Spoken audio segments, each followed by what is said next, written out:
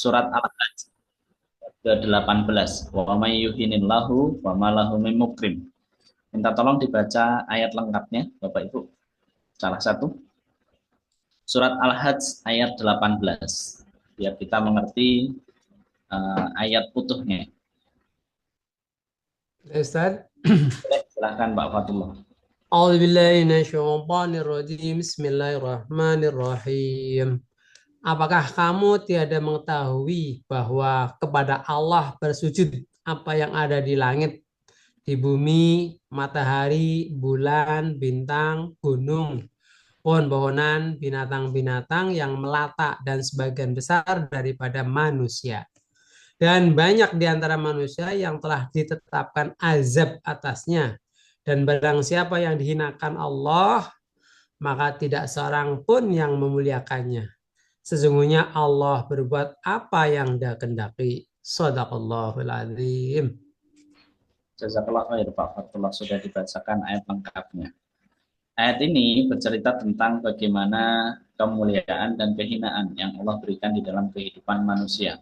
Allah memulai dengan kalimat, apakah kamu tiada mengetahui bahwa kepada Allah bersujud apa yang ada di langit, di bumi, matahari, bulan, bintang, gunung, dan pohon-pohonan, binatang-binatang yang melata, dan sebagian besar daripada manusia. Allah menyebutkan seluruh ciptaannya, walaupun tidak Allah sebutkan detail, tapi seluruh ciptaannya Allah sebutkan. Bumi ini, langit ini, matahari, bulan, dan semua bintang itu adalah makhluk ciptaannya Allah dan mereka sesungguhnya bersujud dengan caranya masing-masing. Bahkan kalau kita paham, tumbuhan pun bersujud dan bertasbih kepada Allah. Binatang itu bertasbih kepada Allah dengan caranya masing-masing. Yang kita tidak pernah mengerti bagaimana cara mereka bersujud dan bertasbih kepada Allah. Malaikat bertasbih dan bersujud kepada Allah. Binatang melata, mau binatang apapun, sekecil apapun, sebesar apapun, mereka sesungguhnya bersujud kepada Allah. Bahkan adalah ciptaan yang tidak diberikan nyawa. Gunung bersujud kepada Allah. Langit, bintang, dan semua perbendaharaan langit itu bersujud kepada Allah. Untuk menjadikan kita mengerti betul. Siapapun yang memahami ayat ini, maka hendaklah dia mengerti betul. Kalaulah makhluk yang tidak diberikan nyawa saja bersujud kepada Allah, kita yang diberikan kesempurnaan dalam penciptaan yang dibekali dengan akal, ketika kita tidak taat dan kita tidak sujud, itu bukan hanya maknanya bukan hanya sujud, bukan hanya kepala kita tunduk, tetapi sujud itu artinya adalah tunduk, artinya adalah patuh di dalam kehidupan peribadahan kita. Kalaulah bintang, bumi, langit itu dia tunduk dan patuh kepada Allah, maka kita yang diciptakan oleh Allah dengan penciptaan yang sempurna dan diberikan akal di dalam kehidupan kita, tidaklah pantas bagi kita untuk tidak tunduk dan patuh terhadap syariat yang Allah berikan di dalam kehidupan kita. Maka ayat ini berbicara tentang bagaimana kemuliaan dan kehinaan. Siapa orang yang dimuliakan oleh Allah dan siapa orang yang dihinakan oleh Allah. Orang yang dimuliakan oleh Allah adalah orang yang tahu bagaimana cara dia tunduk dan patuh kepada Allah. Siapa orang yang dihinakan oleh Allah? Orang yang tidak memakai akalnya untuk tunduk dan patuh kepada syariatnya Allah. Sehingga mereka adalah orang-orang yang dihinakan. Maka Allah menutup, wa may yuhinillahu wa may mukrim. Siapa yang sudah dihinakan oleh Allah, maka tidak akan ada yang bisa memuliakan dia, dan itu yang tidak kita harapkan. Semoga apa yang kita pahami dari ayat ini menjadikan kita terus berbenah diri agar menjadi manusia-manusia dan orang-orang yang dimuliakan oleh Allah. Kenapa kita berbicara, Allah itu membicarakan tentang masalah kehinaan dan kemuliaan untuk mengingatkan kita. Banyak di antara kita di dalam kehidupan dunia ini mempersepsikan kemuliaan itu selalu dari kacamata harta, dari kacamata finansial, dari kacamata perbendaraan. Dan itu masih melekat di dalam kehidupan kita dari sistem dan dari isme-isme yang orang Yahudi dan Nasrani gulirkan di dalam kehidupan kita. Orang itu kalau dianggap mulia, itu kalau sudah punya mobil, orang itu dianggap mulia. Kalau rumahnya sudah bagus, orang itu dianggap mulia. kalau jabatannya tinggi. Orang itu dianggap mulia kalau gelarnya sudah berderet. Orang itu dianggap mulia kalau sudah punya Ferrari. Orang itu dianggap mulia kalau sudah punya villa di pinggir pantai. Dan itu adalah narasi dan isme yang diciptakan di dalam kehidupan kita oleh orang-orang yang benci terhadap Islam, agar orang Islam sendiri memaknai bahwa kemuliaan itu ya dianggap dimaknai dari apa yang dimiliki dalam kehidupan dunia. Kadang kita lupa, Bapak Ibu, kita mengejar kemuliaan di depan makhluk, tapi kita lupa mengejar kemuliaan kita di depan Allah, dan itu yang tidak kita inginkan bagi kehidupan orang mukmin. Orang mukmin itu mengejar kemuliaannya di hadapan Allah, bukan mengejar kemuliaan di hadapan orang lain. Maka itu yang menjadikan kita paham. Kita harus mengerti betul bagaimana orang mukmin itu menempatkan, bagaimana kemuliaan itu bukan dikejar dari apa yang dimiliki di dalam kehidupan dunia, tapi kemuliaan itu dikejar dari apa yang kita persembahkan dari ibadah kita itu kepada Allah. Dan kita harus ingat apa yang disampaikan para ulama. Wa kam min masyhurin fid dunya majhulun fis sama. Wa kam min majhulun fid dunya masyhurin fis sama. Berapa banyak orang itu terkenal masyhurun fid dunya, dia itu terkenal di dalam kehidupan dunia, tapi majhulun fis sama, dia itu tidak terkenal di antara penduduk langit. Artinya apa? Berapa banyak hari ini orang itu luar biasa dikenalnya, namanya dikenal, keluarganya dikenal, dengan kemuliaannya dalam kehidupan dunia, perbendaaraannya banyak, sampai orang itu kalau disebutkan namanya, sebagian dari penduduk dunia itu tahu dia masyhur di dalam kehidupan dunia. Tapi berapa banyak orang yang masyhur dalam kehidupan dunia, tapi majhulun fis sama, dia tidak terkenal di dalam kehidupan langit. Dan begitu juga sebaliknya, kamin majhulun fid dunya masyhurun fis sama. Berapa banyak orang itu yang nggak terkenal namanya, Bapak Ibu, di dalam kehidupan dunia. Orang yang penampilannya biasa, apa yang dimilikinya pun juga biasa, sederhana, secukupnya, tetapi apa? Masyhurun fis sama. Dia itu terkenal di antara penduduk langit. Dan kita mengerti betul dari kisah-kisah para sahabat, orang-orang soleh terdahulu, ketika mereka hidup tidak mengejar kemuliaan di dalam kehidupan dunia, tapi namanya menggetarkan pintu-pintu langit. Kalau kita paham yang namanya Bilal bin Abi Robah, seorang budak dari Ethiopia yang ditindih badannya oleh Sumayyah bin Khalaf, apakah beliau itu punya harta yang banyak? Apakah beliau itu punya perbendaharaan yang banyak? Apakah beliau itu punya rumah yang bagus? Apakah beliau punya kendaraan yang bagus? Tidak. Bahkan saat itu tidak banyak yang kenal namanya Bilal bin Abi Robah. Yang mereka ketahui, Bilal bin Abi Robah hanyalah seorang muazin di hadapan Allah. Tidak begitu terkenal di antara penduduk bumi, tetapi namanya sudah tercatat di antara penduduk langit, dan dikabarkan sendalnya pun sudah terdengar di pintu surga.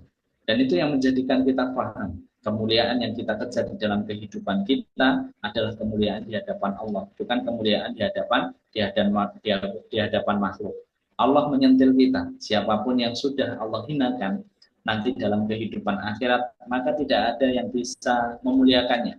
Satu makhluk, koleganya dulu dalam kehidupan dunia, komunitasnya, tidak akan pernah ada yang bisa menolong dia. Bahkan harta yang dia kumpulkan, bahkan perbendaharaan, jabatan, ketika harta dan jabatan itu tidak dipakai untuk berbuat taat kepada Allah, maka harta itu tidak akan bisa menolong kemuliaannya. Harta itu tidak akan bisa menolong ketika Allah sudah menghinakannya dalam kehidupan akhiratnya. Jabatan yang dia miliki yang berpuluh-puluh tahun dia dia geluti, kemudian mendapatkan status tertinggi, akhirnya banyak orang yang menganggap mulia. Kalau jabatan itu tidak menjadikan dia taat kepada Allah, menjadikan dia lebih bertakwa kepada Allah, jabatan itu nanti dalam kehidupan akhirat tidak akan bisa menyelamatkan kehidupannya ketika sudah dihinakan oleh Allah. Dan kita mengerti betul, Bapak Ibu, orang-orang yang terus berbuat dosa di dalam kehidupannya dan dia tidak bertobat kepada Allah sampai meninggalnya, maka ingat, tidak ada yang Allah berikan kecuali adalah kehinaan nanti dalam kehidupan akhirat. Sampai Allah ceritakan detail bagaimana kehidupan orang-orang azab, orang-orang yang terus berdosa kepada Allah dari dari alam barzahnya sampai nanti menuju kampung nerakanya. Allah ceritakan bagaimana azabnya, dari azab kuburnya sudah Allah hinakan, dari fitnah kuburnya sudah Allah hinakan, Allah sempitkan. Ketika mereka tidak bisa menjawab pertanyaan-pertanyaan di fitnah kubur, Allah sempitkan kuburannya sampai tulang mereka itu patah semuanya. Allah sempitkan, dan mereka itu serasa lama menunggu hari kiamat, dan itu ujian bagi mereka yang terus berdosa kepada Allah. Nanti dalam kehidupan kiamat pun, ketika mereka dibangkitkan dalam kondisi yang berbeda-beda, ada yang dibangkitkan dalam kondisi seperti monyet, ada yang jalannya miring-miring, ada yang jalannya dengan kepalanya, ada yang ketika dibangkitkan mereka tidak punya wajah di dalam dagingnya, ada yang dibangkitkan dalam kondisi yang mengenaskan, yang berbau busuk dan segala macam, untuk memberikan pemahaman di dalam kehidupan kita. Allah itu kalau sudah menghinakan hamba, maka Allah akan berikan dari kematiannya sampai nanti di dalam kehidupan dunia, dalam kehidupan akhir. Kita melihat bagaimana kisah orang-orang yang dihinakan oleh Allah, bukan hanya di dalam kehidupan dunia, bukan dalam kehidupan akhirat saja, dalam kehidupan dunia pun sudah Allah hinakan. Bagi orang-orang yang membangkang, bagi orang-orang yang menyelisihi syariat, bagi orang-orang yang membenci agamanya Allah, bagi orang-orang yang membuat narasi, membuat mengolok-olok, menghina, menertawakan syariatnya Allah, maka Allah akan hinakan dia di dalam kematiannya sampai menuju nanti kampung akhiratnya, yaitu neraka.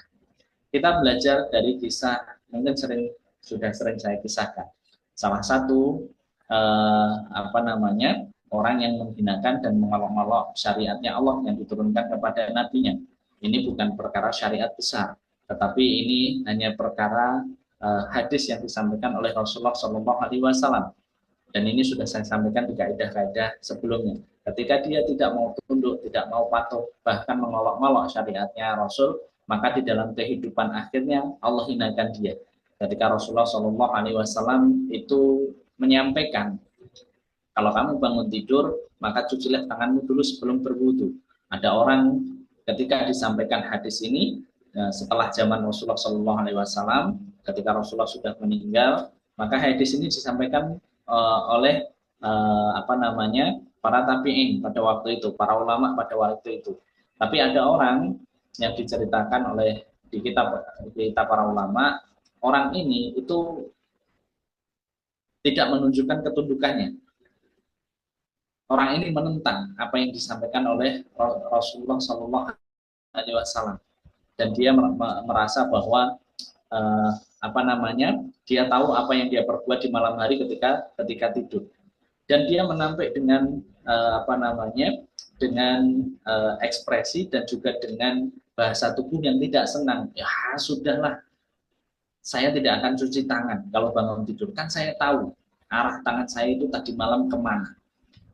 Akhirnya apa? Dia mendiskreditkan, dia menolak dengan nada kasar, dengan dengan ekspresi yang tidak enak, untuk memantahkan atau untuk menolak apa yang disampaikan dari hadis Rasulullah SAW. Apa yang Allah berikan dari kehinaan yang Allah berikan di dalam kehidupannya, Allah jadikan akhir kehidupannya, tangannya bernanah, bagian belakangnya, pembuangannya juga bernanah, dan dia meraung-raung kesakitan. Dia meraung-raung kesakitan, dan di akhir kehidupannya Allah berikan kematian su'ul khotimah. Dan itu baru dalam kehidupan dunia Allah timpakan kehinaan. Kalau Allah sudah menimpakan kehinaan, tidak ada yang bisa memuliakan dia. Maka itu yang menjadikan kita paham. Kita tahu ya, namanya pemimpin Turki yang namanya Kemal Atatürk. Kemal Atatürk. Bapak Ibu ngerti? Bapak Ibu pernah mendengar kisahnya Kemal Atatürk? Dia adalah pemimpin zalim yang memimpin Turki, salah satu yang memimpin Turki, yang merubah apa? Yang merubah syariat Islam kepada syariat Islam kepada pemerintahan yang membenci Islam, yang menzalimi banyak kaum muslimin. Akhirnya apa? Di akhir kehidupannya Kemal Atatürk itu ketika dikebumikan di dalam kehidupan bumi, maka bumi itu memuntahkan. Bumi itu memuntahkan, tidak mau menerima. Itulah cara Allah menghinakan bagi orang-orang apa? Orang-orang yang telah menentang syariatnya Allah. Orang yang telah berani kepada Allah. Tidak akan ada yang menang. Siapapun dari makhluknya yang melawan Khaliknya. Tidak akan ada yang menang ketika melawan Allah. Ketika dikebumikan, bumi tidak mau menerima, dilemparkan lagi ke atas jasadnya, dikebumikan, dilempar lagi ke atasnya, dan sampai hari ini apa? Ditutup jasadnya dengan batu besar, beton yang besar, agar jasadnya tidak keluar dan tercium bau busuk di sekitar makamnya. Kalau Bapak Ibu diberikan kesempatan, maka ketika ke Turki melewati makamnya Kemal Atatürk, maka akan tercium bau busuk. Dan itulah cara Allah apa? Menghinakan orang yang telah berani melanggar apa yang sudah Allah syariatkan di dalam kehidupan kita. Begitu juga dengan Abu Lahab. Bapak Ibu tahu Abu Lahab yang selalu benci kepada Rasulullah Shallallahu Alaihi Wasallam. Bukankah hari ini kematiannya, bukankah kita tahu sirahnya, kematiannya itu tidak ada orang yang mau mendekat kepada Abu Lahab. Cara menguburkannya apa? Cuma dilempar batu dari kejauhan karena bau busuk yang luar biasa. Yang Allah berikan dari jasadnya, bau busuk yang luar biasa. Sehingga cara pemakamannya itu jenazahnya jauh, tidak dikuburkan, tetapi hanya dilempar dengan batu sampai ketutup jenazahnya. Dan hari ini pun aroma busuk itu masih tercium di pemakamannya Abu Lahab. Itulah yang menjadikan kita paham, Bapak Ibu. Kisah-kisah ini menjadikan kita paham kalau Allah itu sudah menghinakan seorang makhluk, kalau Allah itu sudah menghinakan kita, maka apa? Tidak ada orang satupun yang bisa memuliakan dia. Saya tutup dengan satu kisahnya Imam Ahmad, Bapak Ibu. Imam Ahmad itu walinya Allah, orang yang sangat teguh memegang syariatnya Allah, orang yang ulama besar yang kita paham. Beliau itu hafal 1 juta hadis yang pernah saya sampaikan, hafal 1 juta hadis. Imam Ahmad itu pernah menemui satu episode yang menjadikan dia harus dipenjara pada pemerintahan pada waktu itu. Padahal kita paham Imam Ahmad ulama besar, hafal 1 juta hadis. Imam Ahmad pernah terjadi konfrontasi atau perdebatan dengan pemimpin pada waktu itu. Penasihatnya mengatakan bahwa paksalah Imam Ahmad untuk mengatakan bahwa Al-Quran itu makhluk, Tetapi apa yang dipegang Imam Ahmad? Imam Ahmad tidak mau mengatakan bahwa Al-Quran itu makhluk. Kenapa Imam Ahmad tidak mau mengatakan bahwa Al-Quran itu makhluk? Kalau Al-Quran itu makhluk, maka Al-Quran itu bisa salah. Tapi yang dikatakan oleh Imam Ahmad apa? Al-Quran itu kalamnya Allah, dan kalamnya Allah itu tidak akan pernah salah. Dari pertentangan dan konfrontasi ini menjadikan Imam Ahmad itu ditangkap oleh pemimpin pada waktu itu. Dan Bapak Ibu tahu apa yang ditimpakan kepada Imam Ahmad? Apa yang ditimpakan kepada Imam Ahmad? Ini menceritakan tentang orang yang dimuliakan oleh Allah dan orang yang dihinakan oleh Allah di akhir kisah ini. Apa yang Bapak Ibu ketahui bagaimana cara pemimpin pada waktu itu untuk menghakimi Imam Ahmad? Imam Ahmad itu ditaruh di alun-alun, di tengah alun-alun yang besar, kemudian dicambuk oleh 2 al-quju.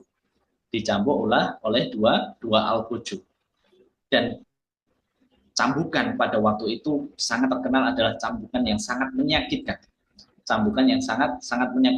Bahkan para ulama mengatakan satu cambukan pada waktu itu kalau mengenai sesuatu cambukan, maka kalau mengenai gajah pun akan langsung terjatuh dengan satu cambukan dari al-quju itu. Menunjukkan apa? Menunjukkan betapa dahsyatnya cambukan yang akan diterimakan kepada Imam Ahmad. Tetapi Imam Ahmad dengan sabar, dengan ketegarannya dan dengan keyakinannya bahwa Allah akan menolong beliau, bahwa Allah itu akan memberikan pertolongan kepada beliau atas keyakinannya bahwa Al-Quran itu adalah kalamnya Allah yang tidak pernah akan salah. Karena kalau dia sudah menyampaikan bahwa dan mengatakan kalau Al-Quran itu adalah makhluk, maka Al-Quran itu bisa salah. Padahal kita tahu Al-Quran itu tidak pernah salah. Dan Al-Quran itu adalah kalamnya Allah.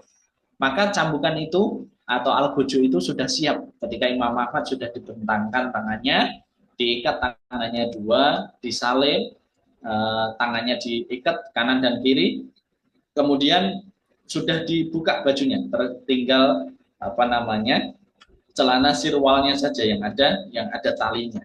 Kemudian cambukan itu mulai dilesatkan kepada Imam Ahmad, kepada Imam Ahmad. Maka beberapa cambukan menjadikan Imam Ahmad itu sudah merasa kesakitan betul. Tetapi bukan sakit itu yang menjadikan Imam Ahmad itu berdoa kepada Allah untuk diringankan. Tetapi yang menjadikan Imam Ahmad itu meminta kepada Allah adalah, ya Allah, tolong jaga aurat saya. Jangan sampai aurat saya terlihat. Karena apa? Ketika di depan alun-alun, ketika sampai auratnya takut tersingkap, maka apa? Itu akan menjadi sebuah kehinaan bagi Imam Ahmad, karena dilihat oleh seluruh penduduk, oleh seluruh warga yang dikumpulkan oleh pemimpin saat itu untuk melihat bagaimana eksekusi terhadap Imam Ahmad. Yang diminta bukan masalah ringankan sakit ini, tapi yang dimintakan oleh Imam Ahmad, ya Allah, jaga aurat saya, jaga aurat saya. Dan ketika cambukan itu diberikan dari dua al-fuju itu, maka salah satu cambukan itu mengenai tali kolornya Imam Ahmad, tali celana sirwalnya Imam Ahmad. Dan kalau kita pikir dengan logika kita, maka ketika cambukan itu kena talinya, maka kemungkinan besar atau bahkan celananya itu pasti akan melorot dan akan tersingkap auratnya Imam Ahmad. Tapi bagaimana cara Allah itu memuliakan hambanya yang memegang teguh terhadap syariatnya? Ketika cambukan itu mengenai talinya celananya Imam Ahmad, maka apa? Penduduk di waktu itu akan berpikir bahwa ini celananya pasti akan melorot. Tidak, Bapak Ibu. Ketika tali itu lepas, maka dengan seketika tali itu mengencang kembali, sebagaimana awalnya tali itu mengikat erat celananya Imam Ahmad. Itu kisah ini bisa menjadikan kita paham kalau orang sudah Allah muliakan, tidak ada yang bisa menghinakan. Satu makhluk pun tidak ada yang bisa menghinakan walinya Allah ketika dia taat dan memegang teguh bagaimana syariatnya Allah. Apa yang Allah berikan? Kehinaan bagi dua al-fuju ini. Dua al-fuju ini. Kalau nggak salah satu namanya Abu Qasam al-Jawiri, yang satunya saya lupa namanya, dari dua al-fuju ini. Al-Fuju yang pertama, di akhir kehidupannya Allah berikan kehinaan Bapak Ibu, karena dia telah menyakiti walinya Allah. Dan Al-Fuju yang pertama diberikan penyakit kulit dan penyakit kusta yang menjadikan apa? Menjadikan seluruh anggota badannya di dalam kehidupan akhirnya itu lepas. Jadi penyakit kulit yang menjadikan telinganya itu lepas, penyakit kulit yang menjadikan hidungnya lepas, penyakit kulit yang menjadikan seluruh anggota tubuhnya itu lepas dengan sendirinya di ujung kematiannya. Al-Fuju yang kedua, bagaimana Allah menghinakan orang-orang yang telah menyakiti walinya Allah. Yang kedua, Al-Fuju kedua, Allah berikan apa? Di ujung kematiannya selama 45 hari meraung-raung kesakitan, dan meraungannya itu bagikan anjing yang melolong, bagikan anjing yang menggonggong. Jadi 45 hari diberikan kesakitan yang luar biasa, dan ketika meneriakkan kesakitannya itu bagikan anjing yang menggonggong selama 45 hari sampai Allah matikan di hari ke-45. Dan itulah yang menjadikan kita paham Bapak Ibu, siapapun yang hari ini memegang syariatnya Allah, berjalan di atas kebenaran, walaupun banyak cemoohan, walaupun banyak perkara-perkara yang akan menguji keimanannya, yang akan menguji keteguhannya di dalam memegang kebenaran dan syariatnya Allah, maka Allah akan berikan kemuliaan di dalam kehidupannya sampai nanti dalam kehidupan akhirat. Kalau sudah dimuliakan sama Allah, tidak ada yang bisa menghinakan dia satu makhluk pun di dalam kehidupan dunia. Bahkan kalau seluruh manusia itu berkumpul, bersepakat untuk menjadikan keburukan dan kehinaan bagi dia, maka itu tidak akan pernah terjadi kecuali atas izinnya Allah.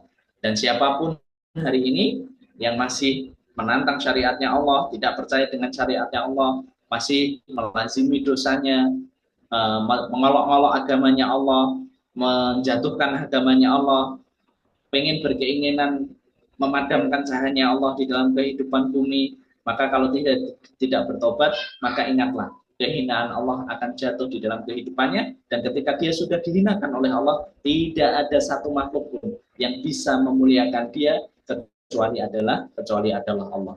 Makanya ini yang menjadikan kita paham kehinaan yang baru diberikan di dalam kehidupan dunia. Bahkan nanti kehinaan yang akan dia terima dalam kehidupan akhiratnya, sampai orang yang sudah dihinakan Allah di dalam kehidupan akhirat itu tidak diajak bicara sama Allah. Dan ini sudah saya sampaikan kan, sudah tidak diajak bicara sama Allah. Sampai mereka itu tidak berani, saking hinanya dia di dalam kehidupan neraka, dia tidak berani langsung ngomong sama Allah, tapi disampaikan kepada malaikat penjaga neraka. Ayatnya sudah saya sampaikan, ud'u rabbakum yukhaffif anna minal adzab. Sampaikan pada Rabbmu, wahai malaikat. Mereka tidak berani ngomong langsung sama Allah, tapi sampaikan kepada Rabbmu. Artinya Rabbnya malaikat itu adalah Allah. Sampaikan kepada Rabbmu, mintakan kepada dia, mintakan kepada Allah agar meringankan azab kami walaupun hanya 1 hari saja. Bahkan untuk meminta untuk diringankan 1 hari tidak berani ngomong sama Allah. Tidak berani ngomong sama Allah, tapi ngomongnya sama malaikat penjaga neraka untuk disampaikan kepada Allah. Rabbakum yufaffif anna anil azab minal azab. Sampaikan kepada Rabbmu.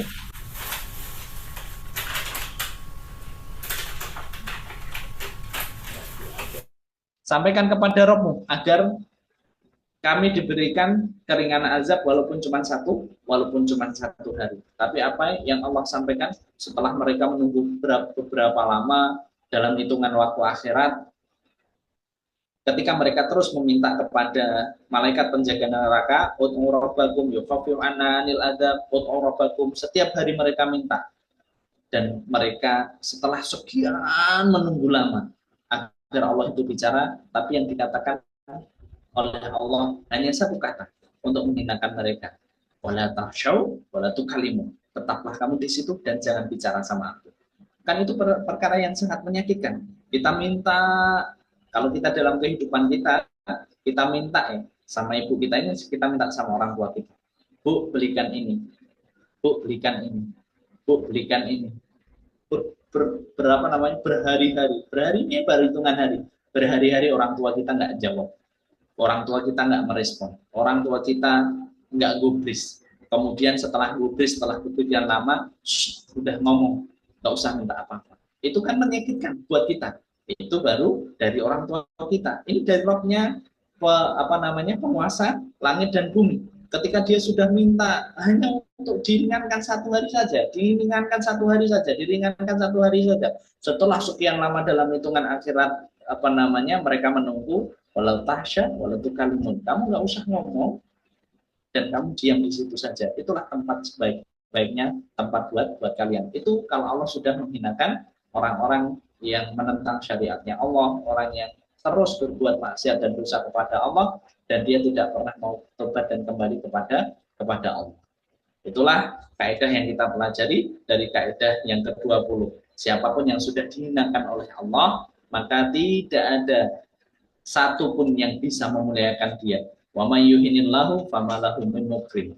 Kalau orang sudah dihinakan oleh Allah, tidak ada satu makhluk pun yang akan bisa memuliakan dia. Semoga kita semuanya adalah hamba-hambanya Allah yang nanti akan dimuliakan oleh Allah dalam kehidupan dunianya maupun dalam kehidupan akhiratnya. Jangan sampai kita termasuk orang-orang yang dihinakan oleh Allah. Na'udzubillah min dzalik. Nomor 20 yang kita pelajari, kaidah yang kita pelajari.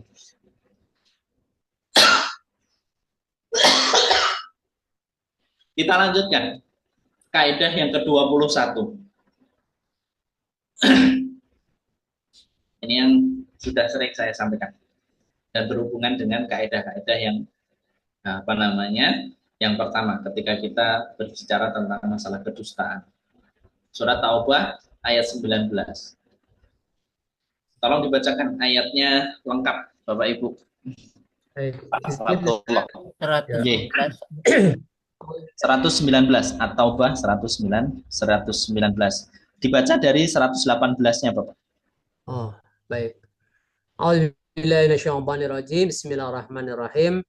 Sesungguhnya Allah telah menerima taubat Nabi, orang-orang Muhajirin dan orang-orang Ansor yang mengikuti Nabi dalam masa kesulitan. Setelah hati segolongan dari mereka hampir berpaling, kemudian Allah menerima taubat mereka itu.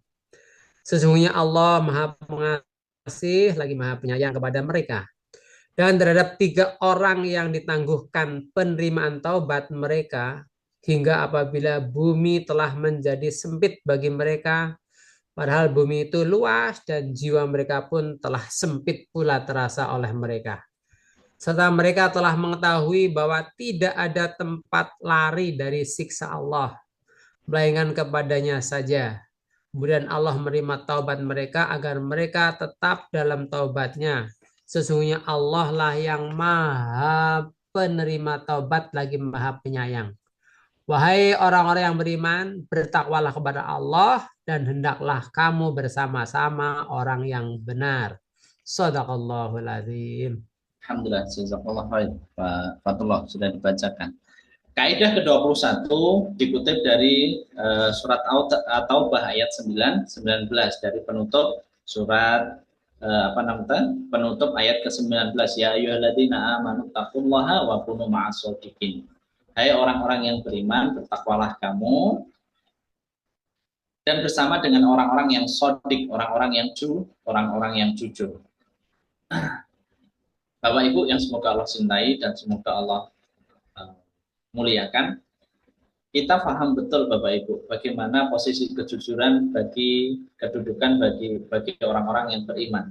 Orang-orang yang beriman itu adalah orang-orang yang memiliki kejujuran di dalam hatinya maupun di dalam lisan dan perbuatannya.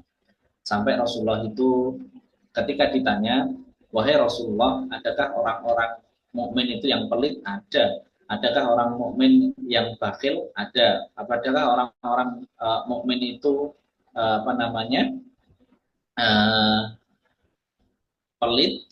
Ada. Tetapi ketika ditanya, ya Rasulullah, adakah orang-orang mukmin itu yang berdusta? Maka jawaban Rasulullah, sesungguhnya tidak ada orang mukmin itu yang berdusta. Mereka selalu berkata jujur. Artinya apa? Kejujuran itu berbanding lurus dengan keimanan kita. Siapapun hari ini ketika sudah menyatakan dirinya beriman, maka ingatlah ayat ini, ya ayyuhalladzina amanu taqullaha.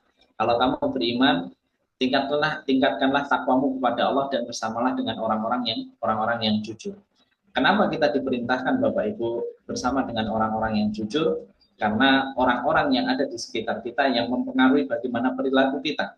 Kalau kita berada pada lingkungan orang-orang yang mudah berbohong, mengatakan kata-kata dusta, kita mudah terpengaruh dengan lingkungan dan circle kita. Kalau kita berteman dengan pandai besi, maka kita akan mudah terkena apinya dan kita bisa terbakar. Kalau kita berteman dengan penjual minyak wangi, maka kita akan mudah tertular wanginya dengan minyak wangi. Lingkungan itu yang akan mempengaruhi kita. Kalau kita bergaul dengan banyak lingkungan yang mudah mengatakan bohong, mudah bercanda dengan kedustaan, mudah menjadikan kedustaan itu sebuah kelaziman di dalam komunitasnya, maka ketika kita bergabung di dalamnya, suatu saat walaupun kita memegang kebenaran, kalau kita tidak teguh dalam memegang kebenaran, maka kita bisa terpengaruhi dari circle kita, dari komunitas kita yang sudah terbiasa ngomong itu tidak benar, sudah terbiasa ngomong itu tidak jujur. Maka itu yang menjadikan kita paham, orang beriman itu adalah orang-orang yang ketika di dalam kehidupannya jujur di dalam keimanannya, jujur di dalam perkataannya, dan jujur di dalam perbuatannya. Maka itu yang menjadikan kita paham, jujur itu ada dua. Jujur itu ada dua. Seperti yang saya sampaikan tadi. Para ulama mengatakan jujur itu ada dua. Jujur di dalam keimanan yang pertama, yang kedua jujur di dalam perkataan dan perbuatan. Sebentar nih, Bapak.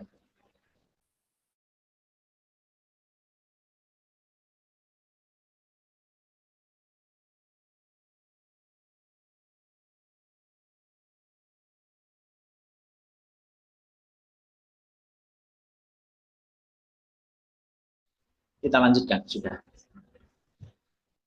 Jujur itu adalah identitasnya orang yang beriman. Tidak ada orang yang beriman itu yang mudah berkata dusta, sebagaimana yang disampaikan Rasulullah ketika ditanya, ada orang mukmin yang pelit, ada orang mukmin yang mungkir, ada orang mukmin yang boros, ada, tetapi tidak ada orang mukmin yang lisannya itu berdusta atau tidak berkata jujur.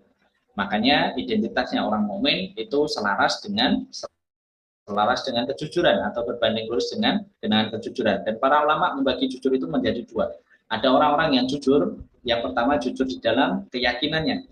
Kalau kita berbicara tentang keyakinan, maka adalah tentang keimanan. Ada orang jujur, ada orang imannya yang berbohong. Siapa orang-orang yang jujur, orang yang tidak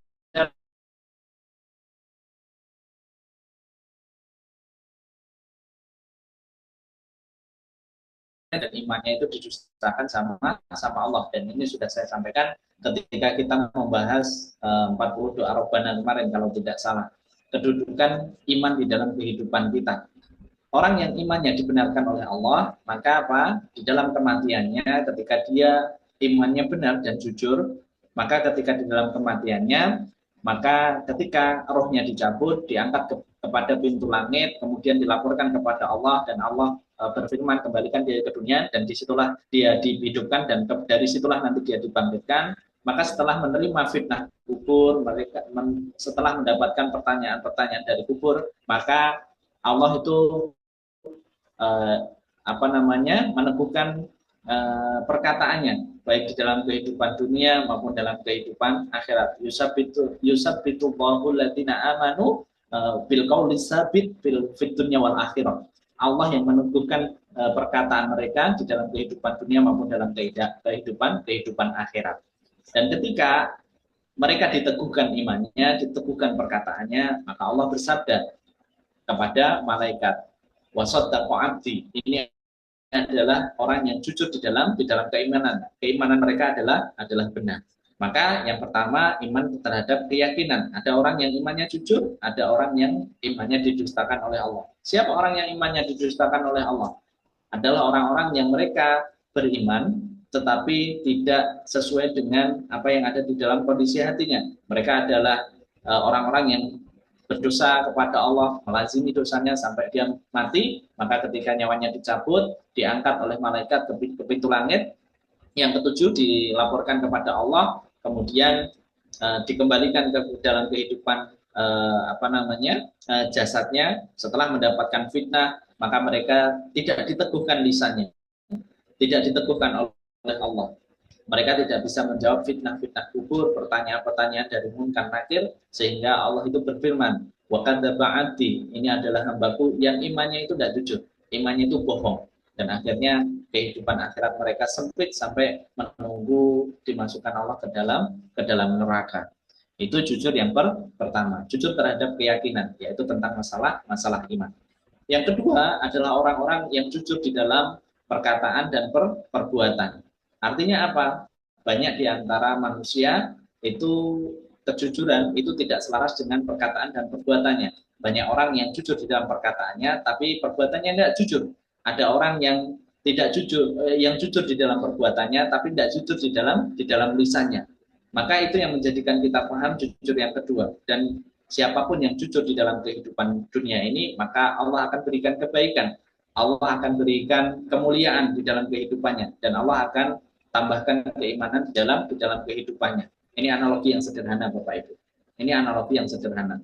Bapak Ibu, kalau kita melihat orang yang merintis bisnis, orang yang merintis usaha, siapapun orang yang jujur di dalam merintis usaha, maka kejujuran itu adalah modal terbesar ketika dia merintis usaha. Ketika dia menjual barang, maka dibutuhkan kejujuran. Speknya sama dengan apa yang disampaikan, terus kualitasnya sama. Tapi siapapun yang berbohong, mungkin dia laris di pertama, tetapi ketika dia tidak menjaga kejujurannya dari kualitasnya, dari apa yang disampaikan, maka suatu saat bisnis itu akan hancur. Tetapi siapapun yang jujur dari bisnisnya, ketika mengatakan ini kandungannya A, ya ada di dalamnya A. Ini kandungannya B, ada di dalamnya B. Ini kandungannya C, ada di dalamnya C. Apa yang disampaikan dari kejujurannya terrefleksi dalam perbuatannya ketika bisnis sesuai dengan apa yang disampaikan, maka konsumen itu pasti akan banyak yang percaya. Konsumen itu pasti akan banyak yang lari ke dia lagi, dan itu bisnis itu akan berjalan dengan dengan jangka panjang, dan kesuksesan itu akan diterima. Kita belajar dari pendiri KFC, Bapak Ibu. Ada yang tahu siapa pendiri KFC? Yang suka makan KFC? Saya pun tidak hafal, Bapak Ibu, siapa pendirinya. Tapi saya tahu pernah baca mukanya. Bapak Ibu, pendiri KFC itu diberikan kesuksesan, Bapak Ibu, diberikan dan melejit itu tidak pada usia tidak pada dia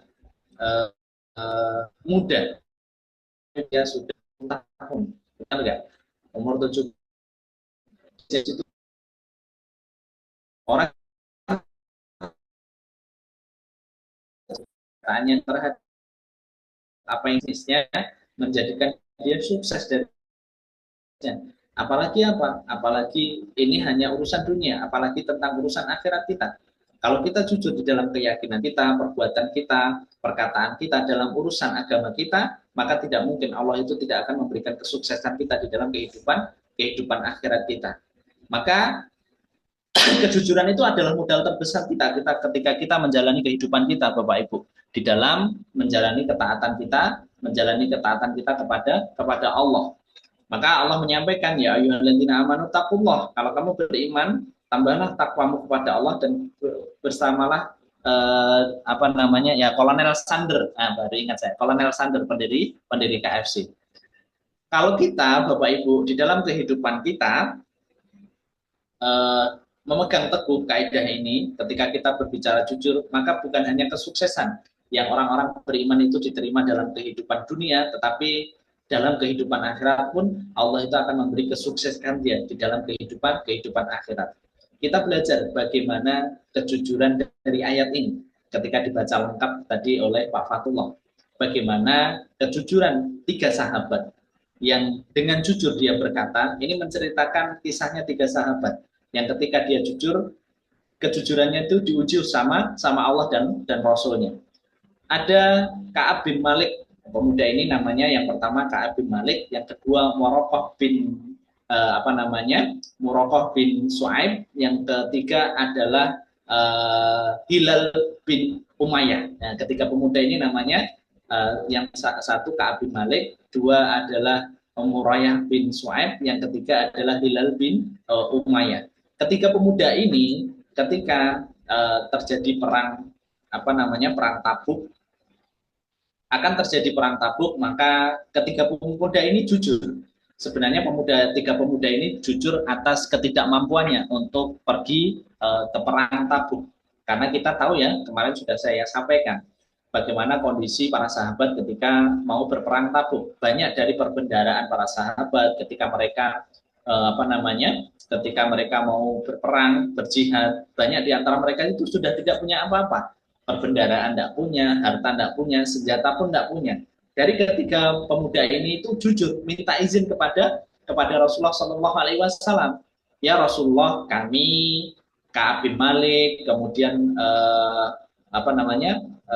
Murahah tadi dan Hilal bin Umayyah tadi ngomong kepada Rasulullah, ya Rasulullah, kami nggak mampu untuk pergi ke Tabuk. Padahal ini adalah pemuda yang kuat pada waktu itu. Diceritakan di ayat ini. Maka dari apa yang disampaikan dari kejujuran mereka bahwa mereka tidak mampu untuk tidak mampu untuk pergi ke perang Tabuk, maka diuji sama Rasulullah dari kejujuran mereka. Maka apa yang dilakukan oleh Rasulullah? Maka asingkan tiga pemuda ini dari sahabat besar ini diasingkan dan tidak boleh ada yang ngajak ngobrol mereka selama 30 hari. Tidak ada yang boleh ngobrol dengan mereka, bahkan Rasulullah pun tidak mau ngobrol sama mereka selama 30 hari. Itulah ujian yang ditimpakan kepada tiga pemuda ini. Maka apa? Dijalani atas kejujuran mereka,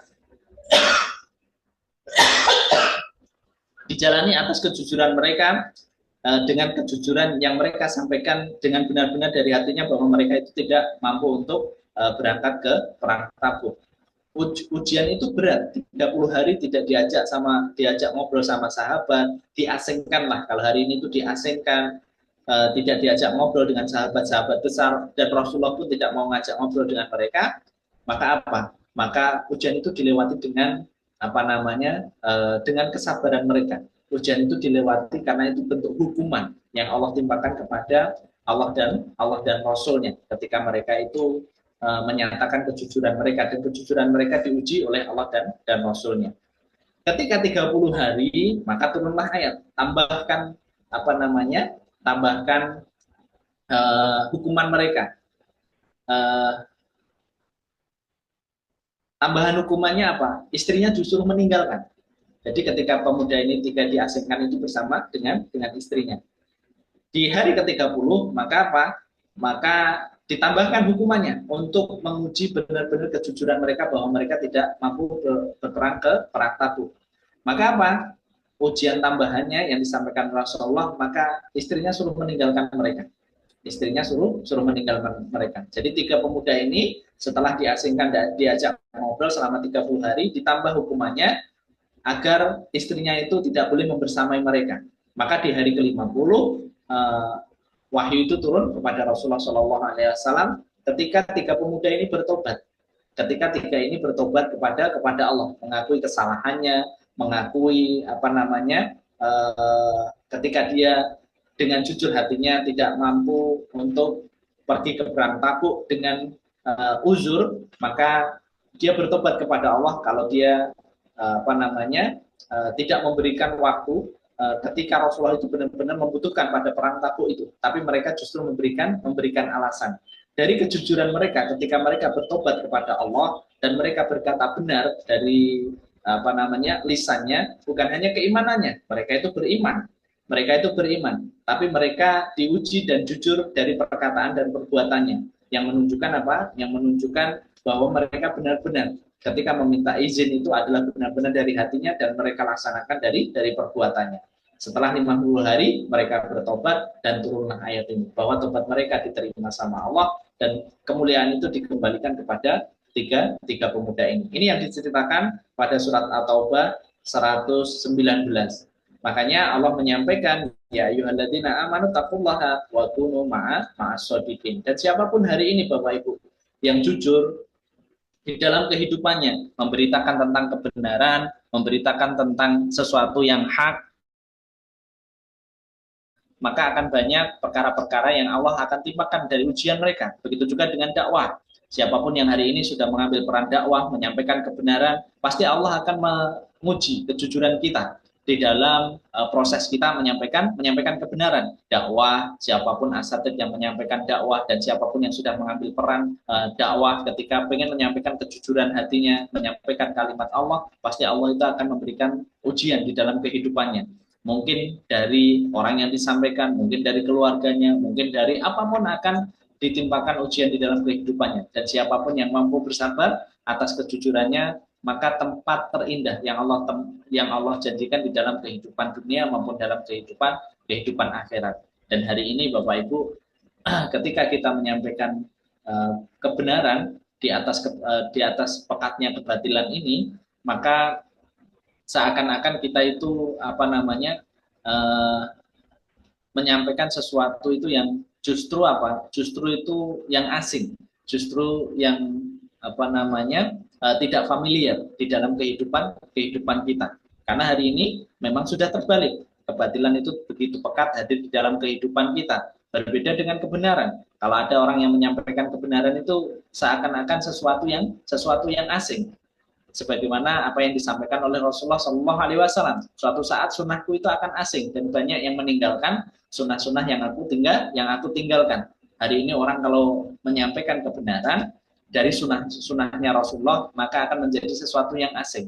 Kalau kita menyampaikan siwak itu sunnah, kan hari ini asing. Ada pasta gigi, ada gosok gigi, kenapa harus pakai siwak? Kan gitu. Kalau kebanyakan orang hari ini mengatakan, padahal itu adalah sunnah. Kalau kita memegang sunnah dan kita menyampaikan, pasti ada saja perkara-perkara ujian-ujian yang Allah hadirkan, termasuk dari orang-orang yang orang kita sampaikan dalam kebenaran. Maka kebatilan hari ini terasa pekat bukan karena kebenaran, bukan karena kebatilan itu kuat. Hari ini kebatilan itu terasa kuat karena kebenaran itu tidak pernah disuarakan. Kebenaran itu sunyi dari penyuaraan.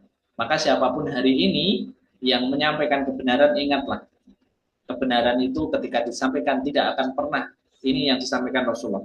Ketika kita menyampaikan kebenaran, banyak orang itu yang takut. Banyak orang itu yang takut. Artinya apa? Artinya takut ketika nanti rezekinya jadi seret, kemudian banyak ancaman, nanti ada ancaman mati dan segala macam. Ingatlah apa yang disampaikan Rasulullah. Kebenaran itu tidak pernah mendekatkan ajal dan menjauhkan rezeki. Sebagaimana kebatilan tidak akan pernah menjauhkan rezeki, tidak akan pernah mendekatkan rezeki dan menjauhkan ajal. Saya ulang sekali lagi. Kebenaran itu tidak akan pernah mendekatkan ajal dan menjauhkan rezeki. Sebagaimana kebatilan tidak akan menjauhkan ajal dan mendekatkan rezeki. Itu yang menjadikan kita paham, Bapak Ibu. Kejujuran kita itu berbanding lurus dengan apa yang kita imani. Semoga kaidah ini memberikan kita pemahaman. Siapapun orang-orang di antara kita yang merasa hati kita masih punya iman, maka tingkatkan ketakwaannya dan bersamalah dengan orang-orang yang jujur. Karena orang-orang yang jujur di dalam hatinya pasti akan Allah muliakan di dalam kehidupannya. Dan jujur ini sangat berpengaruh. Komunitas itu sangat berpengaruh. Lingkungan itu sangat berpengaruh. Kalau kita bersama dengan orang-orang yang sudah mudah berdusta dengan omongannya, maka kita itu juga akan terbawa, akan mudah berdusta dengan omongan kita. Walaupun itu hanya candaan untuk mencairkan suasana. Tetapi apa? Kalau candaan itu memang ditujukan dengan perkataan yang bohong untuk membuat suatu ketertawaan, maka itu pun diberikan rule sama Rasulullah. Kamu tidak boleh bercanda walaupun kamu tidak boleh berbohong, mengatakan yang bohong walaupun hanya untuk menimbulkan candaan. Candaan itu boleh diperbolehkan sama Rasulullah SAW, tetapi tidak membawa kebohongan di dalamnya. Tapi hari ini justru yang banyak, yang viral, yang yang ngetren hari ini, semua candaan itu adalah didasari dari kebohongan untuk menjadikan banyak orang itu tertawa. Banyak orang itu tertawa. Dan itulah yang menjadikan kita paham. Salah satu fitnah di akhir zaman, sesuatu yang sudah batil akan dianggap sesuatu hal yang biasa. Sesuatu yang benar akan dianggap asing di dalam kehidupan kita. Maka ketika kita berkata jujur dan bersama dengan orang-orang yang jujur, maka Allah akan menjaga kita, Allah akan memberikan kemuliaan di dalam kehidupan kita, dan Allah akan menetapkan kita sebagai orang-orang yang beriman dan bertakwa kepada Allah. Itu kaidah yang disampaikan di dalam kaidah yang ke-21. Terakhir yang kita bahas kaidah yang ke-22.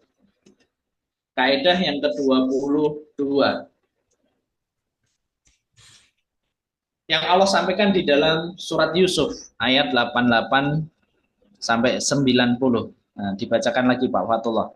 Innahu mayyataki wa yasbiru fa innallaha la yudhi'u ajral muhsinin. Sesungguhnya barang siapa yang bertakwa dan bersabar, maka sesungguhnya Allah tidak menyia-nyiakan pahala bagi orang-orang yang berbuat baik. Dibaca lengkap.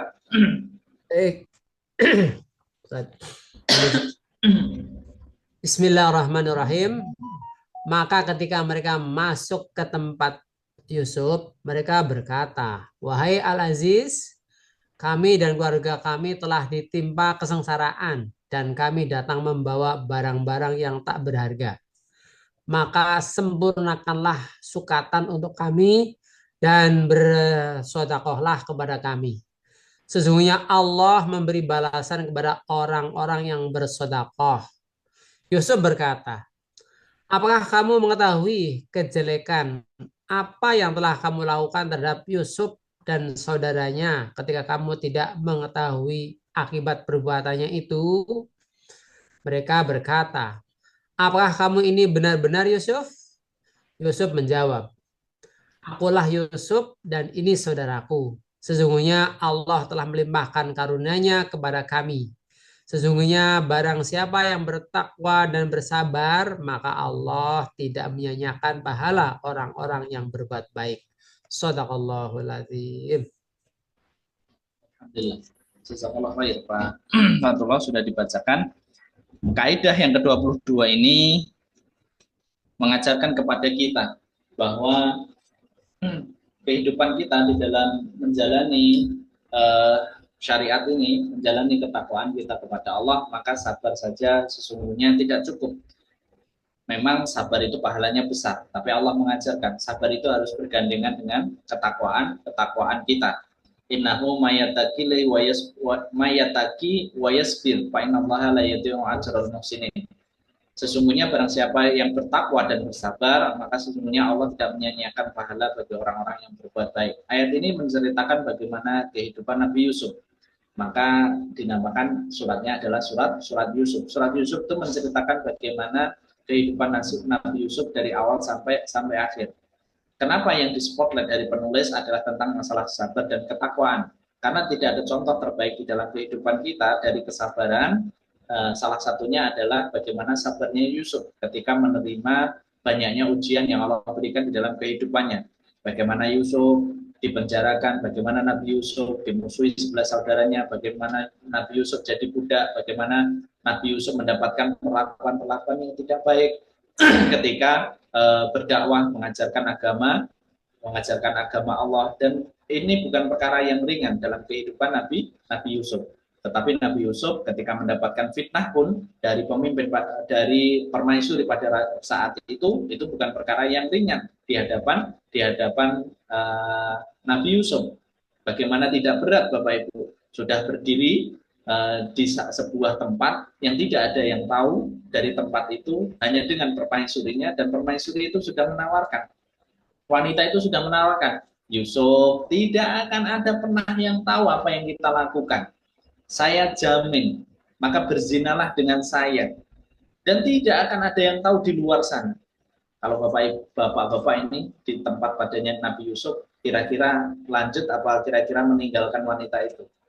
Padahal wanita itu sudah menjamin, permaisuri itu sudah menjamin wanita cantik itu. Sampai dikatakan oleh Allah itu apa? Wanita itu suka sama Nabi Yusuf, Nabi Yusuf pun juga ada kesukaan pada wanita itu. Ya, ini ujian yang berat loh bagi seorang laki-laki. Sudah ditempatkan pada tempat yang tidak diketahui oleh siapapun, di dalam sebuah kamar, di dalam sebuah tempat yang wanita itu menjamin nggak akan ada yang tahu Yusuf di luar sana. Semua mulut sudah aku bungkam. Kita mau melakukan apapun di sini, maka apa? Tidak akan pernah ada yang tahu. Ini ujian yang berat bagi seorang laki-laki. Tapi Yusuf bisa melewati itu.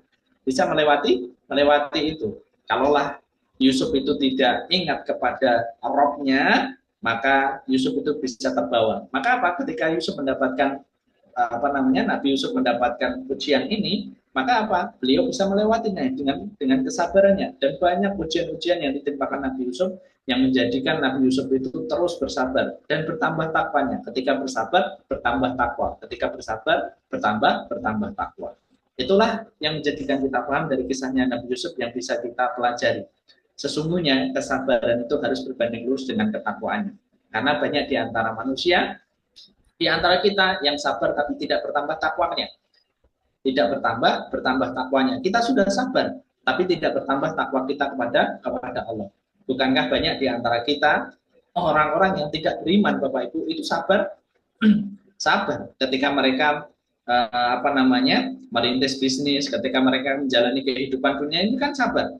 Memang diberikan ujian oleh Allah. Ada yang diberikan ujian, ada yang diringankan ujiannya. Tetapi orang-orang yang beriman, orang-orang yang tidak beriman ketika mendapatkan ujian, ketika mereka merintis bisnis, ketika mereka menjalani kehidupan, mereka bersabar Bapak Ibu. Seperti yang saya kisahkan tadi. Siapa tadi namanya? Pendiri KFC tadi? Sanders. Nah, Sanders tadi, apakah dia tidak sabar ketika merentas bisnisnya? Sabar. Merintis bisnis bukan 1 hari, 2 hari, puluhan tahun, dan baru di umur 70 tahun dia diberikan kerajaan bisnisnya dari apa yang dia rintis. Apakah dia tidak bersabar? Tapi apakah dia bertakwa kepada Allah? Tidak bertakwa kepada Allah. Dia adalah orang yang tidak beriman kepada Allah. Banyak orang itu yang sabar. Orang tidak beriman pun sabar, tetapi mereka tidak punya ketakwaannya kepada Allah. Maka itu yang menjadikan kita paham kenapa kaidah ini disangkutkan dengan kesabaran dan ketakwaan. Karena banyak di antara kita, bahkan orang yang beriman, itu sudah sabar, tapi tidak bertambah ketakwaannya kepada Allah. Karena banyak orang itu sudah berkata, ketika diberikan ujian oleh Allah, ketika diberikan musibah oleh Allah, banyak di antara kita itu yang sudah mengatakan dengan ringannya, sabar kok, aku sabar. Sabar, aku kan wis sabar. Ya sabar, yang penting sabar. Banyak di antara kita itu yang sudah sabar. Bukan hanya di lisan, tapi di dalam menjalani kehidupan juga sudah sabar. Diterima, takdirnya diterima, ujiannya diterima. Tapi yang menjadi masalah apa? Tidak bertambah ketakwaannya. Ketika dia diuji, bangun malamnya pun tidak bertambah. Ketika diuji, puasa sunnahnya pun tidak ditambah. Ketika diuji, bacaan Qur'annya pun tidak bertambah. Ketika diuji, ketaatannya pun tidak bertambah kepada Allah. Padahal dia sudah bersabar. Padahal dia sudah bersabar. Makanya itu yang menjadikan kita paham kenapa sabar itu butuh ketakwaan juga. Bersabarlah kamu dan bertakwalah kamu. Ketika kamu bersabar, maka iringan dengan takwamu, dengan peningkatan ketakwaan kita kepada Allah. Karena apa? Ketika kita tidak meningkatkan takwa kita kepada Allah, walaupun kita sabar, maka Allah itu kadang tidak memberikan apa? Memberikan hasil yang baik dan tidak memberikan kemuliaan bagi orang-orang yang beriman. Karena kesabaran itu berbanding lurus dengan ketakwaan kita. Kita belajar Bapak Ibu dari kisahnya perang Uhud Bapak Ibu. Kisahnya perang Uhud. Ketika kita paham betul bagaimana kondisi perang Uhud pada waktu itu. Sesungguhnya kaum muslimin itu sudah menang di perang Uhud walaupun jumlahnya itu hanya sepertiganya dari kaum musyrikin. Ketika apa? Ketika Madinah itu sudah dikepung. Madinah itu sudah dikepung. Tetapi yang menjadi masalah apa? Yang menjadi masalah adalah ketika pasukan pemanah itu yang diperintahkan oleh Rasulullah Shallallahu Alaihi Wasallam untuk tetap stay di Gunung Uhud agar mereka tidak turun dari awal pertempuran, maka sesungguhnya kaum musyrikin itu sudah terdesak untuk mundur, dan kaum mukminin itu mereka mengira bahwa kaum musyrikin itu sudah mundur. Akhirnya apa? Tim pemanah yang ada di Gunung Uhud itu turun. Mereka tidak menjalankan ketakwaan mereka. Artinya apa? Menyelisihi yang disampaikan oleh Rasulullah Shallallahu Alaihi Wasallam itu bentuk apa? Bentuk penyelisihan kepada takwa mereka. Karena apa? Rasulullah itu memerintahkan jangan pernah turun gunung itu walaupun apapun kondisinya yang terjadi. Dan ketika tim pemanah itu turun, maka apa? Maka yang saat itu menjadi pemimpin kaum musyrikin ketika Khalid bin Walid itu belum masuk kepada Islam, maka melihat celah pemanahnya sudah turun. Akhirnya apa? Dipimpin banyak pasukannya untuk mengelilingi Gunung Uhud dan akhirnya kaum muslimin itu terjepit. Akhirnya apa? Akhirnya kaum muslimin hampir saja kalah dan mundur.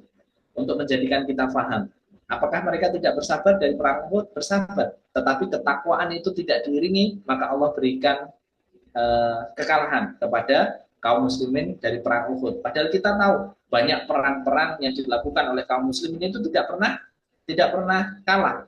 Perang Badar tidak kalah, Fatuh Mekah tidak kalah, kemudian perang Khandaq tidak kalah. Tapi kenapa di perang Uhud Allah berikan kekalahan? Karena kesabaran mereka ketika berperang, ketika berjihad tidak diiringi dengan ketakwaan. Dan salah satu ketakwaan yang diselisihi oleh mereka ketika mereka tidak mengikuti apa yang disampaikan oleh Rasulullah Shallallahu Alaihi Wasallam.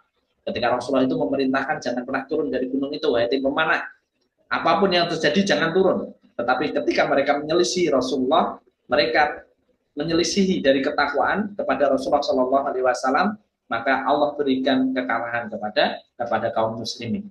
Makanya itu yang menjadikan kita paham Bapak Ibu. Hari ini mungkin kita sudah bersabar. Sabar dalam menjalani ketaatan kita, sabar di dalam ujian dan musibah kita, sabar dalam sabar di dalam keluarga kita, istri kita, suami kita. Tapi yang jadi masalah dengan kesabaran kita, apakah sudah bertambah ketakwaan kita kepada Allah? Apakah sudah bertambah ketakwaan kita kepada Allah? Saya kisahkan beberapa Bapak Ibu untuk menjadi pelajaran kepada kita sebagai penutup dari kaidah ini. Siapapun orang yang bersabar dan bertambah ketakwaannya, maka Allah yang akan menjadi penolongnya. Maka Allah yang akan menjadi penolongnya dalam kehidupan dunia.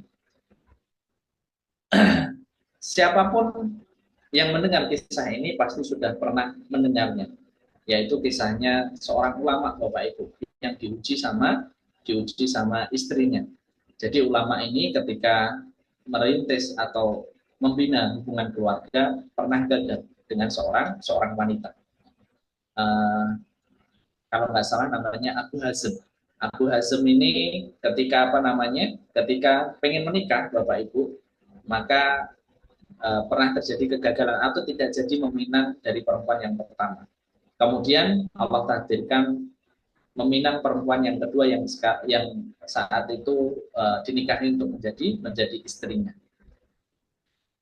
Dia diberikan anak yang sangat luar biasa penampilannya Bapak Ibu. Anaknya soli, rupawan, dan luar biasa. Dan orang-orang mengakui bahwa Abu Hazm itu mendapatkan putra dan putri yang solihah, yang rupawan dan penampilannya itu luar biasa. Dari penampakan wajahnya itu sesuatu yang sesuatu yang kalau hari ini itu ya Allah kok ada ya anak yang cakepnya kayak gitu, ya Allah kok ada ya anak yang gantengnya kayak gitu, cantiknya kayak gitu. Itulah yang terjadi pada putra putrinya Abu Hazm. Bukan hanya cantik dan ganteng, rupawan mukanya, tetapi juga baik akhlaknya, mereka solid. Ketika Abu Hazm ini ditanya, wahai Abu Hazm, kalau kamu kami tanya, amal apa yang engkau andalkan ketika Allah itu nanti takdirkan kamu itu masuk ke dalam surga? Apa yang dijawab sama Abu Hazm? Yang dijawab sama Abu Hazm itu adalah kesabaran dan ketakwaan saya kepada istri saya. Ada yang tahu Bapak Ibu maksudnya kesabaran dan ketakwaan atas istri saya? Bapak Ibu tahu kisahnya Abu Hazm itu ketika menikahi perempuan yang kedua, Allah tidak berikan yang perempuan yang kedua itu sebagaimana perempuan yang pertama yang disukai. Perempuan yang kedua yang Allah kirimkan menjadi istrinya itu punya kekurangan yang membuat Abu Hazm itu sampai istrinya meninggal itu tidak bisa tumbuh rasa cinta di dalam hatinya. Perempuan itu diberikan beberapa kekurangan, yaitu koreng. Diceritakan di sini itu koreng yang ada di bagian leher sama punggungnya, bagian leher sama punggungnya. Yang itu menjadikan Abu Hazm itu susah sekali untuk menumbuhkan rasa cinta, pada istrinya. Tetapi apa yang dilakukan Abu Hazm? Abu Hazm tidak mencari tidak mencari sesuatu yang ada di dalam istrinya kecuali adalah kesabaran dan ketakwaannya. Dia tetap takzim kepada istrinya, memberikan yang terbaik, melakukan kewajibannya sebagai seorang suami dari kesabaran dan ketakwaannya. Dia sabar terhadap kekurangan istrinya. Dia jalani berpuluh-puluh tahun dari kekurangan istrinya. Dan dari kesabaran dan ketakwaannya, Allah hadiahkan putra dan putrinya yang tadi, yang rupawan, yang solid, yang saat itu waktu itu tidak ditemui putra putri yang secantik yang dilahirkan sama istrinya Abu Hazm. Dan ini baru Abu Hazm ceritakan setelah istrinya itu meninggal. Maka siapapun di antara kita hari ini, kalau kita diuji dengan perkara yang tidak kita sukai, jangan hanya sabar, tapi tambahlah ketakwaan kita. Artinya apa? Kita sudah bersabar insya Allah, tetapi harus diiringi dengan ketakwaan kita. Bertambahnya taatnya kita kepada Allah, kita mendapati istri kita banyak kekurangan, maka bertambahlah takwanya kepada Allah. Bukan hanya bersabar, tapi tambah takwalah kepada Allah. Sholat malamnya ditambah, puasanya ditambah, dan ketaatan-ketaatan yang lainnya harus bertambah baik. Begitu juga dengan ibu-ibu. Ketika mendapati suaminya yang kurang, mendapati keterbatasan suaminya yang menjadikan dia mungkin jengkel di dalam hatinya, maka apa? Banyaklah bersabar dan tambahlah takwanya. pasti Allah akan berikan sesuatu yang luar biasa dari kesabaran dan ketakwaan yang kita bangun terus. Karena kesabaran dan ketakwaan itu apa namanya? Beriringan. Namanya beriringan. Satu kisah lagi Bapak Ibu sebagai penutup kajian kita pada pagi hari ini. Dan ini kisah ini mungkin sudah saya sudah saya sampaikan pada kajian-kajian kita sebelumnya. Bapak Ibu pernah mendengar namanya ulama Ibnu Hatim Al-Aqsam atau Abu Hatim Al-Aqsam. Abu Hatim Al-Aqsam itu seorang penuntut ilmu Bapak Ibu, seorang penuntut ilmu. Orang yang hidupnya sederhana dan ulama besar pada waktu itu. Ibnu Hatim Al-Hazm ini Ibnu Hatim Al-Aqsam ini beliau itu ketika dia seorang pencari ilmu, maka dia suatu saat ada kebutuhan agar dia itu safar, pergi meninggalkan keluarganya. Ketika sudah izin sama anaknya, ketika izin sama putranya, sama putrinya, karena dia memiliki 3 putra dan memiliki satu putri, dan tentunya mereka adalah putra putri yang sangat sayang kepada ayahnya, yang mana setiap hari mereka itu bertemu. Juga izin kepada istrinya untuk safar, untuk mencari ilmu. Dan ini adalah ulama besar pada waktu itu. Memang rumahnya Hatim Al-Aqsam ini rumahnya itu tidak begitu mewah, sederhana, tetapi rumahnya memang berjauhan dengan tetangga-tetangga yang lainnya. Ketika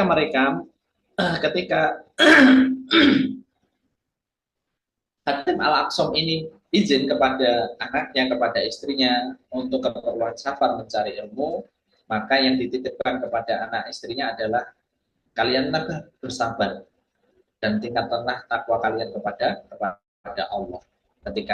Ketika ayah ini pergi untuk menuntut ilmu. Dan kata-kata ini diucapkan ketika apa yang ditinggalkan dari perbendaharaannya itu dihitung itu hanya cukup untuk 2 pekan ke depan. Jadi beras, lauk-lauk itu untuk 2 pekan ke depan. Kemudian karena istrinya dan anak-anaknya itu sudah ridho bahwa ayahnya itu akan pergi safar untuk mencari ilmu, maka tidaklah yang dilakukan Abu Hatim Al-Aqsam kecuali adalah berangkat untuk mencari ilmu. Dan kita jangan bayangkan seperti hari ini ya, bisa naik pesawat, bisa naik bisa naik bis, bisa naik kereta yang super cepat, yang Bandung Jakarta hanya 40 menit, 20 menit. Maka jangan bayangkan seperti hari ini. Pencarian ilmu itu butuh waktu yang panjang. Dan apa yang ditinggalkan Ibnu Hatim itu hanya bertahan perbendaharaannya dalam jangka 2 minggu. Dan yang dititipkan bukan perkara perbendaharaannya, tapi yang dititipkan adalah nasihat yang dititipkan kepada anaknya adalah jagalah kesabaran kalian dan ketakwaan kalian. Maka apa yang disampaikan oleh Ibnu Hazm menjadi motivasi dan menjadi pelajaran buat kita. Ketika 2 minggu, 2 pekan sudah berjalan, maka Ibnu Hatim itu belum pulang dan keluarganya sudah mulai kekurangan perbendaharaan makanan di rumah. Satu putrinya yang masih kecil mulai mengeluh, sudah tidak ada makanan di rumah, apa yang akan kita makan? Yang putra-putra yang lainnya mengingatkan kepada adiknya, ingatlah pesan ayahnya, tetaplah bersabar, dan kita tetap harus bertambah takwa kita kepada Allah. Mulai dari putri yang kecilnya, kemudian putranya, sebagian juga sudah mulai mengeluh, apa ini makanan sudah habis, tidak ada lagi yang bisa kita makan kecuali adalah air yang ada di rumah. Kemudian yang lain pun mengingatkan, ingatlah kata-kata yang dipesankan oleh abi, oleh ayah. Tetaplah kalian bersabar dan tingkatkanlah takwa kalian kepada Allah. Istrinya pun sudah mulai bingung, tetapi dia sangat ingat dengan apa yang disampaikan oleh suaminya. Tetaplah bersabar dan tingkatkanlah takwaanmu kepada Allah. Apa yang terjadi Bapak Ibu? Setelah 2 pekan berlalu belum pulang, maka suatu saat ada rombongan dari kerajaan Bapak Ibu. Ada rombongan dari kerajaan dan lewat di depan rumahnya Abu Hatim. Kemudian Allah takdirkan dan qadarullah, Allah takdirkan rombongan pasukan itu, pasukan pejabat itu kehabisan perbendaraan dan kehabisannya tepat di depan rumahnya Abu Hatim. Kemudian pemimpin dari pasukan itu, jenderal pemimpinnya pada waktu itu memerintahkan kepada anak buahnya, ketuk rumah itu. Apakah ada air di dalam? Karena perbendaharaan air kita itu hilang. Kemudian diketuk pintu itu, assalamualaikum warahmatullahi wabarakatuh. Kemudian dibuka, wahai gerangan, apakah yang bisa kita bantu dari kebutuhan? Sesungguhnya pemimpin kami memerintahkan kami agar minta air. Apakah ada air? Sesungguhnya tidak ada yang kita punya lagi di dalam rumah ini kecuali adalah air. Kemudian putra putrinya, istrinya itu memerintahkan, ambillah air, pakailah air ini untuk kebutuhan kalian. Akhirnya pasukan itu mengambil air, memanfaatkan air. Kemudian sebelum pulang, pemimpin itu berkata, tanyalah, ini rumah siapa? Ini rumah siapa? Kemudian putranya, istrinya menjawab, ini adalah rumahnya Abu Hatim Al-Aqsam. Pemimpin ini kaget dan pemimpin itu terhenyak. Saking kagetnya dia turun dari kudanya. Benar ini rumahnya Abu Hatim Al-Aqsam? Betul. Ini kita adalah putra putrinya dan saya adalah istrinya. Pemimpin ini tahu betul bahwa Abu Hatim Al-Aqsam adalah ulama besar yang hidup pada zaman itu. Yang tidak semua orang itu tahu bahwa dia itu adalah ulama besar. Maka apa yang diperintahkan sama jenderal ini? Wahai pengikutku, wahai pasukanku, siapapun yang ada di dalam kantongnya dinar, lemparkan di depan taruh di depan pintunya rumah ini. Maka apa? Dari banyaknya pasukannya, ada yang membawa kantong, ada yang membawa berdandan, semuanya ditumpuk. Sampai apa? Sampai pintunya Abu Hatim itu tidak bisa dibuka karena banyaknya dinar yang bertumpuk di depan rumahnya. Itulah yang bisa kita pahami dan bisa kita ambil pelajaran Bapak Ibu. Kalau di dalam kehidupan kita sudah bersabar, maka apa? Bukan hanya cukup sabar, tetapi tambahlah ketakwaan kita. Karena sabar itu berbanding lurus dengan ketakwaan yang kita hadirkan di dalam kehidupan ibadah kita. Maka itu yang menjadikan kita paham. Kaidah yang kedua, ke-22 yang kita pelajari pada hari ini. Sabarlah kamu dan bertambah takwaanlah kamu kepada Allah. Sesungguhnya Allah itu tidak akan pernah menyanyiakan orang-orang yang telah berbuat baik. Maka itu yang menjadikan kita paham dari kaidah yang kita pelajari dari kaidah yang ke-22. Hari ini kita belajar kaidah yang ke-21, ke-22 dan ke-23. Yang ke-20 mengajarkan kepada kita bahwa kalau ada yang digunakan sama Allah, maka sudah tidak ada yang bisa memuliakannya. Siapapun yang sudah dimuliakan sama Allah, maka tidak ada satu makhluk pun yang akan bisa menghinakannya. Kaidah yang ke-21 mengajarkan kepada kita agar kita selalu berkata jujur di dalam kehidupan kita dan bersama dengan orang-orang yang jujur. Maka siapapun yang berkata jujur, maka kemuliaan dan kebaikan pasti Allah akan hadirkan di dalam kehidupannya. Kaidah yang ke-22 mengajarkan kepada kita bukan hanya sabar yang kita butuhkan di dalam kehidupan kita. Karena banyak orang yang tidak beriman di sana di luar sabar, tapi tidak beriring dan tidak dibalut dengan ketakwaan. Maka yang diperintahkan oleh Allah dari kaidah ini, kamu disuruh bukan hanya cukup bersabar, tapi bertambahlah takwamu kepada Allah. Maka siapapun yang hanya diberikan sabar saja, hasilnya sudah sangat luar biasa, apalagi orang beriman yang ketika diperintahkan sabar yang berbalut dengan takwa, maka hasilnya akan melebihi yang luar biasa tadi yang Allah jadikan di dalam kehidupan orang-orang yang beriman. Barakallahu fikum, itu yang bisa kita pelajari pada pagi hari ini. Semoga ada benang merah dan garis besar yang bisa kita ambil dari setiap kaidah yang kita pelajari pada pagi hari ini.